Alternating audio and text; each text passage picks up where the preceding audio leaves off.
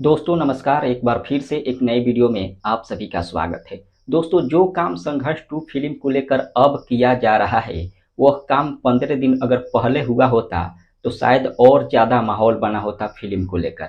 लेकिन 15 दिन पहले कोई मतलब सुगबुगाहट नहीं था। लेकिन 5 दिन से देख रहा हूँ बहुत ही ज़्यादा प्रमोशन में लोग लग गए हैं। संघर्ष टू का प्रमोशन करने में बहुत ही ज़्यादा मेहनत कर रहे हैं। संघर्ष टू के जितने भी मेंबर हैं सभी लोग मेहनत कर रहे हैं। लेकिन ये काम अगर 15 दिन पहले हुआ होता तो कुछ और परिणाम निकल कर आता। लेकिन अभी भी बिगड़ा नहीं है। अभी भी 2 दिन बाकी है फिल्म रिलीज होने में। और 2 दिन में एकदम से धुआंधार प्रमोशन कर लिए।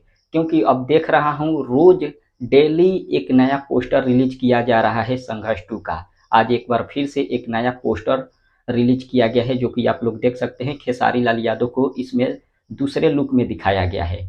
यानी कि हर रोज एक नया पोस्टर आ रहा है। 20 अक्टूबर को सिनेमा हॉल में संघर्ष टू रिलीज होगा और 2 दिन बाकी रह गया है। आप सभी लोग जमकर प्रमोशन करिए। मिलते हैं अगले वीडियो में। धन्यवाद।